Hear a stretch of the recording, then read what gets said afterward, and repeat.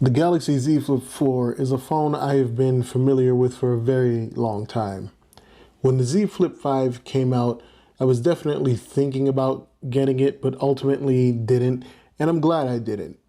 Fast forward to today, and we have the Galaxy Z Flip 6, which in my opinion seems like a worthy upgrade, but is it actually? Well, in this comparison, we are going to find out. Let's start off by talking about the prices here. The Flip 4 originally came in at a starting price of $999 for 128 gigabytes of storage and 8 gigabytes of RAM. You have two other storage options, which are 256 gigabytes and 512 gigabytes. The original MSRP for these options was $1,059 for the 256 gigabyte or $1,179 for the 512 gigabyte. These days, you can find significantly better prices, especially if you're willing to not get the phone brand new, but you should use these prices mentioned as just sort of a reference point. With the Flip 6, Samsung no longer offers a 128 gigabyte variant, but does offer you a 256 gigabyte and a 512 gigabyte option. The 256 gigabytes starts at $1,099, while the 512 gigabyte option will cost you $120 more than that. The Flip 4 actually came in over 20 different colors with its limited edition bespoke colors, but now you're more likely to find the standard colors, which are Bora Purple, Graphite, Pink Gold, and Blue. The particular Flip 4 you see here on this table is one of the limited edition bespoke colors I acquired, which is why it's red and gold. The Flip 6 comes in 7 different colors, with 3 of those colors being Samsung.com exclusives. The main color choices are yellow, mint, which is what we have here, silver shadow, and blue. The exclusive colors are crafted black, which has this sort of carbon fiber texture thing going on, peach, and the last color is white. The Flip 4's normal color choices are available in all 3 storage configurations, while the limited bespoke edition is only available in the 256 gigabyte storage option. With the Flip 6, you can basically choose any storage and color combination available, so you're not limited there. The overall design language between these two phones is very similar, but they also do have some pretty significant differences. The first thing someone might notice is that Samsung has gone back to using the matte finish on the aluminum around the Flip 6 compared to the glossy one on the Flip 4. Both devices use an Armor aluminum frame, but Samsung says it's been enhanced on the Flip 6. The Flip 4 uses Gorilla Glass Victus Plus on the outside, while the Flip 6 has the upgraded Gorilla Glass Victus 2 for added durability. A subtle but very welcome change is the fact that unlike the Flip 4, the Flip 6 now folds flat, only leaving a very small gap open. When both phones are closed, the biggest difference you'll see is the huge cover display on the Flip 6 versus the more or less tiny one on the Flip 4. You can also see that the cameras and flash are aligned horizontally on the Flip 6, whereas they're aligned vertically on the Flip 4. The Flip 6 also has these aluminum rings around its camera that match the color of the phone with those accents. The back left and right sides are the same on both phones, but on the front side you can see here that the Flip 6 now has 4 mics as opposed to the 3 you have on the Flip 4. You also have an open speaker setup on the Flip 6 compared to the speaker grill on the Flip 4. When opening both phones up to the main displays, the main difference you'll see is that the crease on the Flip 6 has been lessened the most it has ever been on a Flip. There's also a difference in the design of the speaker grills on both. You can see here that the Flip 4 has 3 holes to let sound through, while the Flip 6 has 4. I'm guessing that basically means that there might be a bigger speaker on the inside that doesn't require you to place the phone at a particular point while talking on it. The Flip 4 has an IPX8 dust and water resistance rating, while the Flip 6 has been updated to an IP48 rating. What this means for you is that the Flip 4 just hasn't been tested for dust resistance, while the Flip 6 has. Arguably, the more important spec here is the number 8 on both IP ratings, since that dictates the amount of water resistance your device has.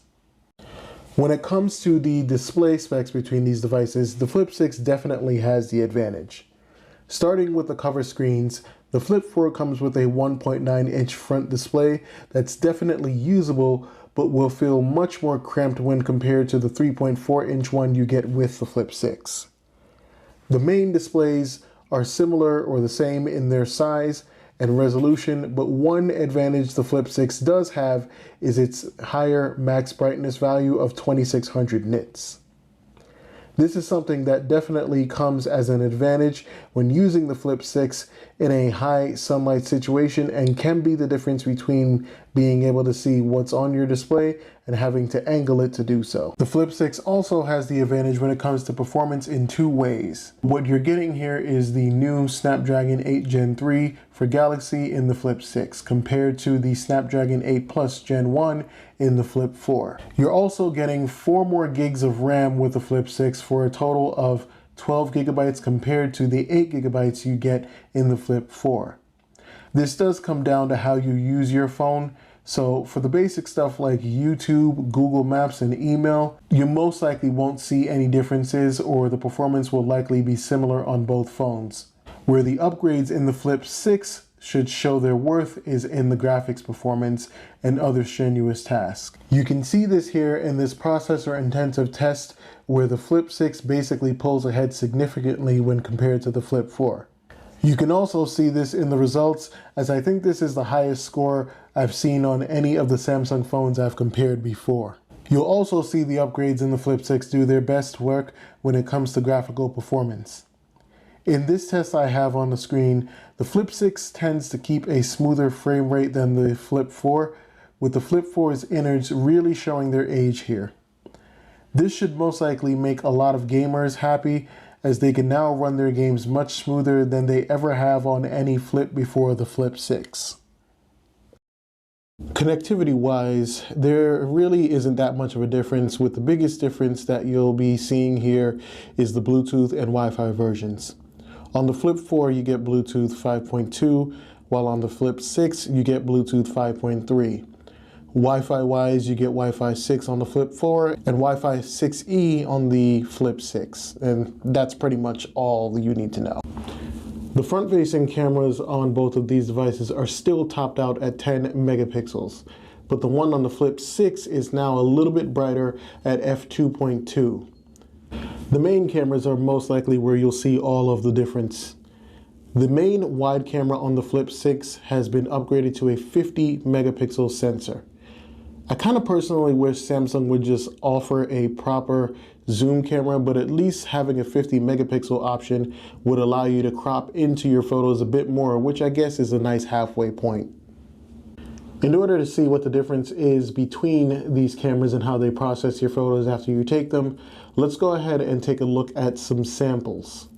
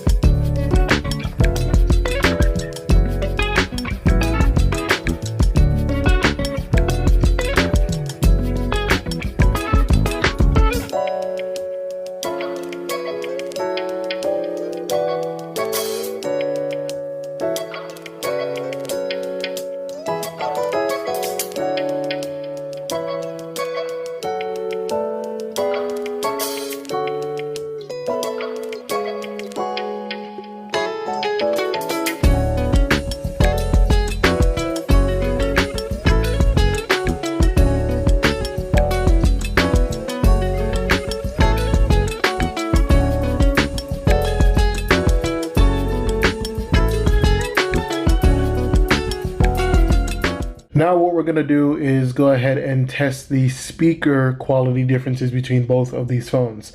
So fair warning, what you're going to want to do here is you're going to want to adjust their volume. I would say maybe down to about a little less than half, because I will not be controlling it here. I will not be mixing the audio or anything like that. So go ahead and turn your volume down and turn it up as needed. So you cannot blame me later for any possible hearing loss that occurs because the music was too loud. So yeah, go ahead and adjust that volume right now.